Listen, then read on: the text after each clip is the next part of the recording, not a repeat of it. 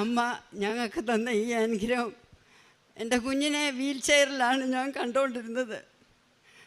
ഞാൻ അമ്മയോട് പറഞ്ഞു, അമ്മ എനിക്ക് ദാനമായി തന്ന കുഞ്ഞ് വീൽ ചെയറിലിരിക്കാൻ എന്നെ കാണാൻ എന്നെ അനുവദിക്കരുതേ എന്ന് പറഞ്ഞു.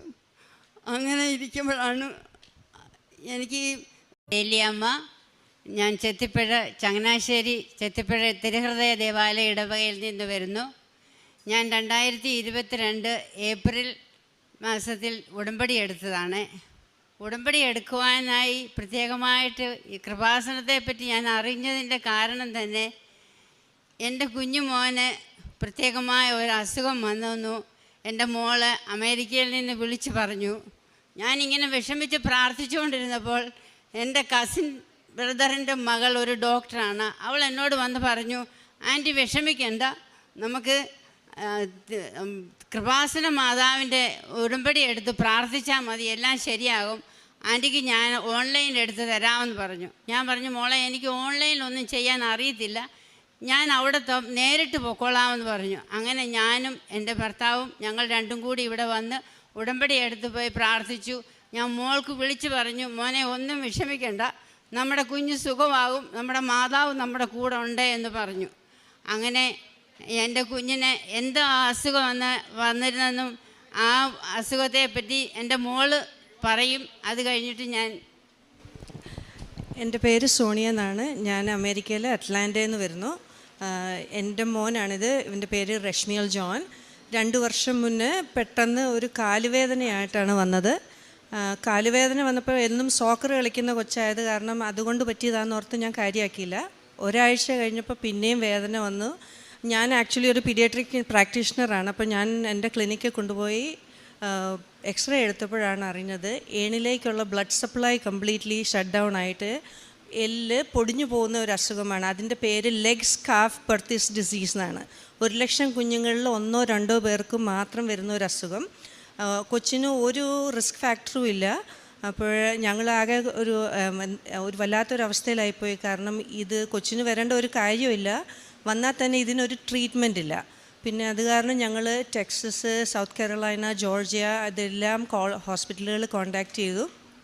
ആ സമയത്താണ് ഞാൻ മമ്മീനെ വിളിച്ച് പറഞ്ഞത്, മമ്മി ഇങ്ങനെ ഒരു കാര്യം പറഞ്ഞു, അപ്പോൾ കൊച്ചിന് ഇനി നടക്കാൻ പറ്റത്തില്ല, ഓടാൻ പറ്റുകയില്ല, അങ്ങനെ കൊച്ചിൻ്റെ ആക്ടിവിറ്റീസ് എല്ലാം റെസ്ട്രിക്റ്റ് ചെയ്തവർ. അപ്പം മമ്മി ആ സമയത്താണ് മമ്മി ഇവിടെ വന്ന് ഉടമ്പടി എടുത്തത്.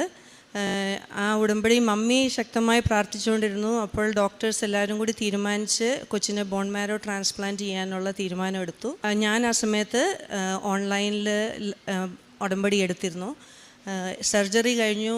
അപ്പോൾ ഡോക്ടേഴ്സ് ഞങ്ങളോട് പറഞ്ഞിരുന്നത് 3-4 വർഷം വരെ എടുക്കും എല്ലാം നേരെയാവാൻ വേണ്ടി. സർജറി കഴിഞ്ഞ് കൊച്ചിനെ വീൽ ചെയറിൽ ബെഡിൽ കിടക്കണം, അല്ലെങ്കിൽ വീൽ ചെയർ യൂസ് ചെയ്യണം. അങ്ങനെ വിഷമിച്ചിരുന്നു. അപ്പം മമ്മി US-ലെത്തി. അപ്പം മമ്മിയും ഡാഡിയും ഞങ്ങളെല്ലാവരും പ്രാർത്ഥിക്കുന്നുണ്ടായിരുന്നു. മമ്മി തൈലം തൊട്ട് കുഞ്ഞിൻ്റെ നെറ്റിക്ക് പ്രാർത്ഥിക്കുമായിരുന്നു.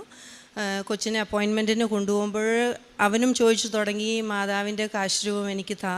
അങ്ങനെ ഞങ്ങൾ കൊണ്ടുപോകുമായിരുന്നു. എക്സാക്ട്ലി 1 വർഷമായപ്പോൾ കൊച്ചിനെ ഞങ്ങൾ വീൽ ചെയറിൽ നിന്ന് മാറ്റി ക്രച്ചസിൽ ഞങ്ങൾ ഇവിടെ കൊണ്ടുവന്നു. ഇത് 2ാമത്തെ വർഷമാണ് അവനെ ക്രച്ചസിൽ നിന്നെല്ലാം മാറ്റി അവൻ നടന്നാണ് മാതാവിനെ കാണാൻ വന്നത്. വരുന്നതിന് ഒരാഴ്ച മുന്നേ ഞങ്ങൾക്ക് അപ്പോയിൻമെൻ്റ് ഉണ്ടായിരുന്നു.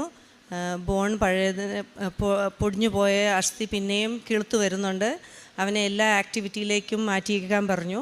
അവൻ ഇനി ഓടാം, നടക്കാം, കളിക്കാം, ഒരു ബുദ്ധിമുട്ടും ഇല്ലയെന്ന് ഡോക്ടർ പറഞ്ഞിരിക്കുകയാണ്. Thank you, Mother Mary, for healing me. പരിശുദ്ധ അമ്മ ഞങ്ങൾക്ക് തന്ന ഈ അനുഗ്രഹം, എൻ്റെ കുഞ്ഞിനെ വീൽ ചെയറിലാണ് ഞാൻ കണ്ടുകൊണ്ടിരുന്നത്. ഞാൻ അമ്മയോട് പറഞ്ഞു, അമ്മ എനിക്ക് ദാനമായി തന്ന കുഞ്ഞ് വീൽ ചെയറിലിരിക്കാൻ എന്നെ കാണാൻ എന്നെ അനുവദിക്കരുതേ എന്ന് പറഞ്ഞു.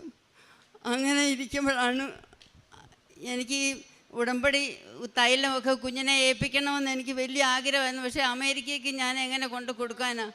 അങ്ങനെ ഇരിക്കുമ്പോൾ എൻ്റെ മോൾ എന്നെ വിളിച്ചു പറഞ്ഞു, അമ്മേ കുഞ്ഞ് പറയുന്നു അമ്മച്ചിനെ കാണണമെന്ന്, അതുകൊണ്ട് അമ്മച്ചി വേഗം വരണമെന്ന് പറഞ്ഞു. അപ്പം ഞങ്ങൾ 2 പേരും കൂടി ഈ ഉടമ്പടി എല്ലാ തൈലവും ഉപ്പും എല്ലാം കൊണ്ട് ഞാൻ കൊണ്ടുപോയി മാതാവിൻ്റെ എല്ലാ അനുഗ്രഹങ്ങളായാലും കൃപകളായാലും ആ തൈലം പുരട്ടി അവനെ പ്രാർത്ഥിക്കാനും മാതാവിൻ്റെ കാശുരൂപം അവൻ്റെ അടുത്ത് വെക്കാനും അതിൽ കൂടുതൽ അവൻ എന്ത് കാര്യത്തിന് പോയാലും അമ്മച്ചി മാതാവിൻ്റെ കാശ് രൂപ എടുക്കണമെന്ന് അവൻ തന്നെ പറയുക.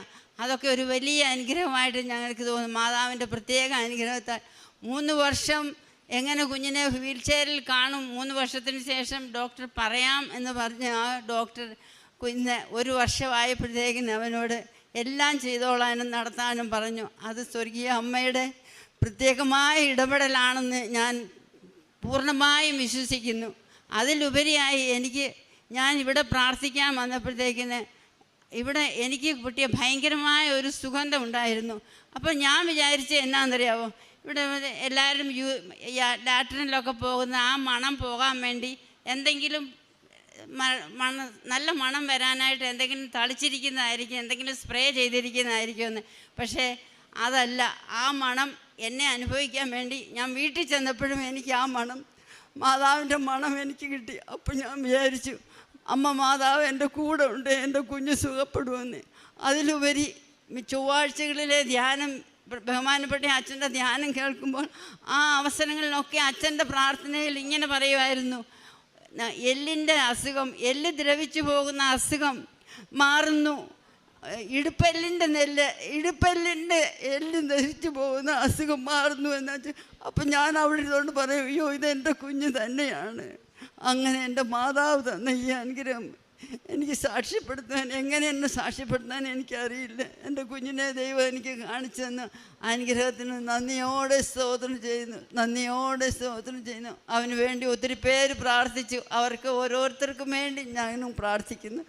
ഉടമ്പടികളിൽ ഞങ്ങൾ എന്നും, അത് കഴിഞ്ഞ് എന്നും 4:30 ആകുമ്പോൾ ഞങ്ങൾ പള്ളിയിൽ പോകും. ഞങ്ങൾ രണ്ടും ഉടമ്പടി മധ്യസ്ഥ പ്രാർത്ഥന 4 മണിക്കേ ചൊല്ലിയിട്ടേ പോകത്തുള്ളൂ. കാര്യം 5:30 കറക്റ്റ് സമയത്തിന് ഞങ്ങൾക്ക് ചെല്ലാൻ പറ്റത്തില്ല. അതുകൊണ്ട് 4 മണിക്കേ ചെല്ലും. 4:30 ആകുമ്പോൾ ഞങ്ങൾ പള്ളിയിൽ പോയി കുർബാനയും കാണും. 2 ആഴ്ച കൂടി കുമ്പസാരിക്കും. എന്തെങ്കിലും ബുദ്ധിമുട്ട് വന്നെങ്കിൽ മാത്രമേ കുമ്പസാരിക്കാതിരിക്കത്തുള്ളൂ. അല്ല എന്നും പിന്നെ നമ്മളെ കൊണ്ട് ചെയ്യാൻ പറ്റുന്ന സഹായം എൻ്റെ കുഞ്ഞ് അവിടുന്ന് അയച്ചു തരും, ഞങ്ങൾ കൊടുക്കും. അനാഥാലയങ്ങളിലും വസ്ത്രങ്ങളിലും ആഹാരം കൊടുക്കാനും ഒക്കെ ഞങ്ങൾ ചെയ്യാവുന്ന രീതിയിലൊക്കെ ചെയ്യും. ഒത്തിരി ഒന്നും ചെയ്യുന്നില്ല. പിന്നെ ഇടയ്ക്കിടയ്ക്ക് ആഹാരം ഉണ്ടാക്കി കൊടുക്കും. പിന്നെ ഒത്തിരി ആശുപത്രികളിലൊന്നും പോയി നോക്കാനുള്ള ഒരു ശക്തി എനിക്കില്ല, എൻ്റെ കാലെല്ലാം നീരാണ്. പക്ഷേ എന്നാലും ഞാൻ കഴിവതും ഞാൻ പോകും. അടുത്തുള്ള രോഗികളൊക്കെ ഉണ്ടെങ്കിൽ അവർക്ക് വേണ്ടി എന്തെങ്കിലും ചെയ്തു കൊടുക്കാൻ പറ്റുമെങ്കിൽ സന്തോഷത്തോടെ ഞാൻ ചെയ്തു കൊടുക്കും. അങ്ങനെ എനിക്ക് ദൈവം പ്രത്യേകമായിട്ട് മാതാവിന് ഞങ്ങളുടെ കൂടെ ഉണ്ട് എന്നുള്ള ഒരു ഫീലിങ്സ് എപ്പോഴും ഉണ്ട്. അത് മാത്രം മതി. ഞാൻ മാതാവിനോട് പ്രാർത്ഥിക്കുന്നത്, ഞാനും എൻ്റെ കുടുംബവും എന്നും സ്വർഗീയ പിതാവിൻ്റെ ഹിതപ്രകാരം ജീവിക്കാനുള്ള കൃപ തന്ന് അമ്മ ഞങ്ങളുടെ അമ്മയായി ഞങ്ങളോട് കൂടെ ഇരിക്കണമേ എന്ന് പ്രാർത്ഥിക്കുന്നു.